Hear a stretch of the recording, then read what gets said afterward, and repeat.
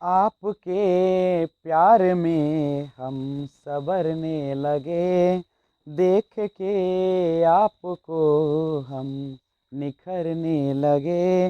इस कदर आपसे हमको मोहब्बत हुई, इस कदर आपसे हमको मोहब्बत हुई। टूट के बाजुओं में बिखरने लगे, आपके प्यार में हम संवरने लगे। Hello friends, this is Vijayraj Pushp and welcome to learner eyes by VRP. हम लोग 100 मार्क्स इंग्लिश का पहला जो पोएट्री है sweetest love I do not गो, उसका ऑब्जेक्टिव क्वेश्चंस आपके सामने पेश कर रहे हैं। तो आइए, जब तक आपको समझ ना आए वीडियो को बिना स्किप किए हुए देखते रहिए।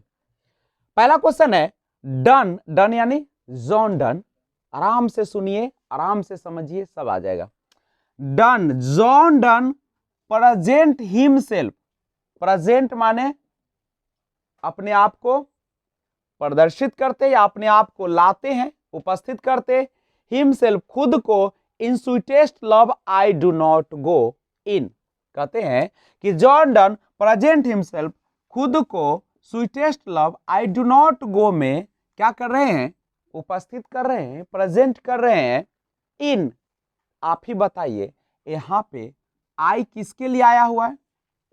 जॉन डन के लिए। आई माने मैं माने कौन? कौन बोल रहा है? जॉन। तो आप जब पढ़ते हैं कि नंबर दो प्रकार के होते हैं ना, एक होते हैं सिंगुलर नंबर और एक होते हैं प्लूरल, और पर्सन होते हैं तीन, फर्स्ट पर्सन, सेकेंड पर्सन और एक थर्ड पर्सन। यही ना तीन पर्सन आते हैं, बोलिएगा। तो फर्स्ट पर्सन जो है सिंगुलर में आता है आई, प्लूरल में आता है वी। सेकेंड पर्सन के सिंगुलर में भी, सेकेंड पर्सन के सिंगुलर में भी यू और प्लूरल में भी। थर्ड पर्सन के सिंगुलर में ही, सी, इट या सिंगुलर नाउन, और प्लूरल में क्या जाते हैं? दे। यही ना आते हैं। तो आप ही बताइए, John Donne present himself, John Donne खुद को उपस्थित करते हैं sweetest love I do not go in में किस रूप में? तो आई है ना, तो किस रूप में? आई देख लो, फर्स्ट पर्सन कौन सा नंबर है? Singular number. तो फर्स्ट पर्सन सिंगुलर नंबर किस रूप में आ रहा है? First person singular number. कोई दिक्कत है आप लोगों को? अगर दिक्कत है तो कमेंट बॉक्स में कमेंट करें। John Donne has retain the poem, John Donne has retain the poem. John Donne ने लिखा है कविता। कौन से कविता लिखे? Sweetest love I, sweetest love I do not go. Sweetest love I do not go is written by John Donne. Sweetest love I do not go is, sweetest love I do not go is मतलब sweetest love I do not go है क्या है? एक lyric है। क्या है? Lyric. Lyric का मतलब होता है एक ऐसी कविता जिसे गीतों में ढाला जा सके, गाया जा सके, यानी गाई जाने वाली कविता। Sweetest love I do not go is, sweetest love I do not go is, sweetest love I do not go है। तो लिरिक है, ऑप्शन के अनुसार मारेंगे। और लव पोएम भी है, एक कैसी कविता है? प्रेम से भरा कविता है। नहीं। 5 है John Donne had seen the, John Donne देखा था the setting dash night. Setting माने डूबते हुए, नाइट रात में। कौन सी रात में? कल रात में, बीते हुए रात में। एस्टर नाइट या yesterday night. Correct. John Donne is going to, John Donne जा रहे हैं to dash leaving his wife, अपने पत्नी को छोड़कर, बिहाइंड नहीं, अपने पत्नी को पीछे छोड़कर जा रहे हैं। कहां जा रहे थे? जर्मनी जा रहे थे। कहां जा रहे थे? Germany. John Donne is going to dash leaving his wife behind, John Donne अपनी पत्नी को पीछे छोड़कर जा रहे हैं। कहां पे? जर्मनी जा रहे हैं। 7 है, this poem has been addressed to dash, यह कविता दर्शाया है या नहीं, क्या दर्शाया है, टू डन्स वाइफ, किसके बारे में, जॉन डन के पत्नी को। 8 है, the poet in sweetest love I do not go is dash his beloved, जो कवि है sweetest love I do not go में इज डैश हिज बिलव्ड, अपने प्रियतमा, क्या अपनी प्रियतमा, सैड फॉर, के लिए उदास है। क्यों उदास है, क्योंकि उनकी जो पत्नी है नहीं, वह जाने देना नहीं चाहती है, लेकिन जॉन डन कहते हैं कि मृत्यु तो निश्चित है, इसीलिए हमें अपने कामों से मत रोको और उदास भी मत हो।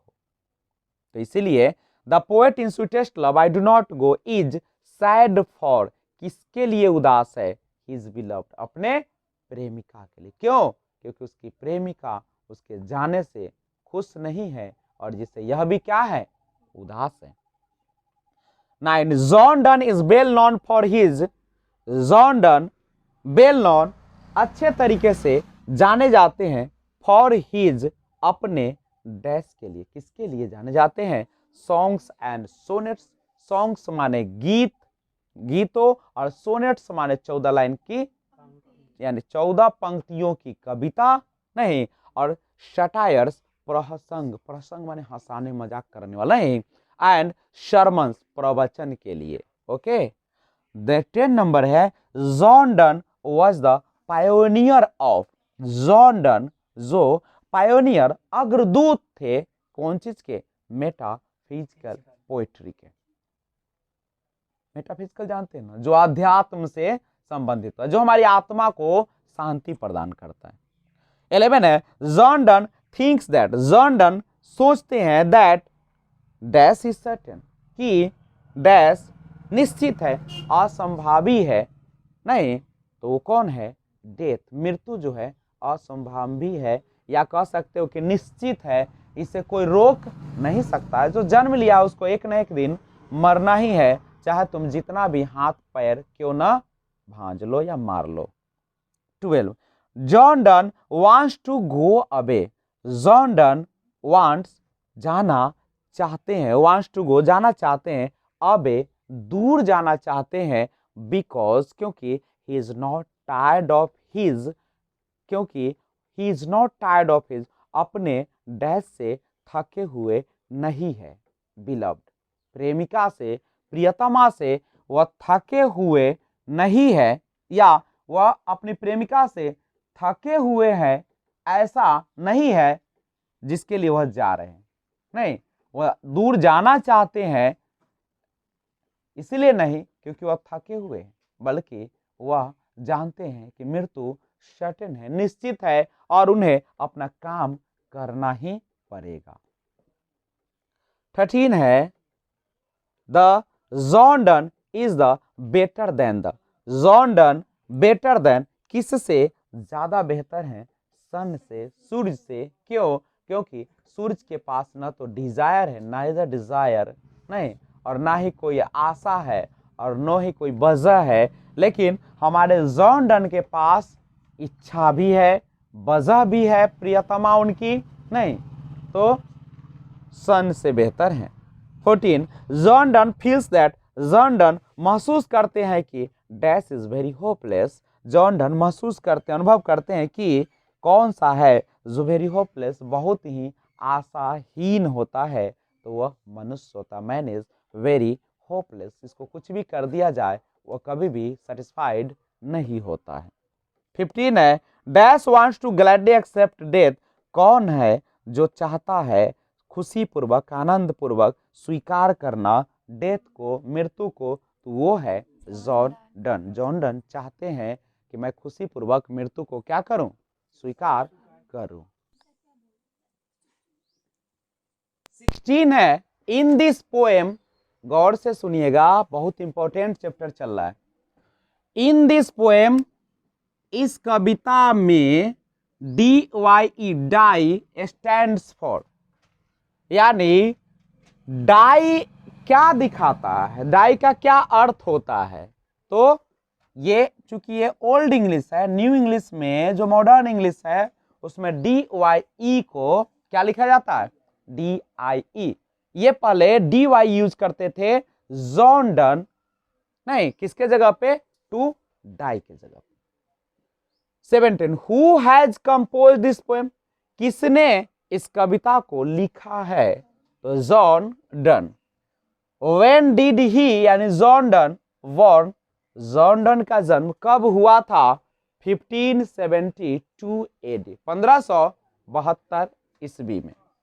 19 है he had to live, उन्हें छोड़ना पड़ा था, before dash before he could complete his degree, अपना डिग्री पूरा करने से पहले किसको छोड़ना पड़ा था, ऑक्सफोर्ड यूनिवर्सिटी और कैम्ब्रिज यूनिवर्सिटी को। नहीं, ही हैड टू लीव, उन्हें छोड़ना पड़ा था, dash before he could complete his degree, अपना डिग्री पूरा करने से पहले, कौन चीज को, ऑक्सफोर्ड यूनिवर्सिटी और कैम्ब्रिज यूनिवर्सिटी को। 20 है the occasion of the poem sweetest love I do not go is Donne's, the occasion of the poem, कविता के अवसर, sweetest love I do not go is Donne's, या डन का क्या था, कंटिनेंटल ट्रिप था, महाद्वीपीय यात्रा था। पता है ना कहाँ गए थे, जर्मनी न गए थे, और वह किस महादेश में पड़ता है, यूरोप महादेश। 21 है he was dash centuries writer, he was वह कौन से शताब्दी के लेखक थे, तो आपको पता है कि उनका जन्म हुआ था 1572 ईस्वी में, तो ये कौन सी शताब्दी होगी, जैसे अभी 2020 है तो 21वीं शताब्दी है, 21st है, नहीं तो, और ये है 1572, तो ये कौन सी शताब्दी होगी, 16वीं 16th शताब्दी यानी सेंचुरी कहलाएगी। नहीं तो इसी के साथ आज का क्लास यहीं पर समाप्त घोषित किया जाता है। तो फिर अगर आपको वीडियो अच्छा लगा है तो इस चैनल को सब्सक्राइब कर दीजिए और बेल आइकन को ऑल पे प्रेस कर दीजिए, ताकि जब भी वीडियो अपलोड करूं सबसे पहले आपको नोटिफिकेशन मिल जाए। तो मिलते हैं एक और वादे के साथ कि एक और बेहतरीन वीडियो लेकर आता हूं। तब तक take care, be enjoy, like share comment कीजिए। Thanks for watching, keep watching.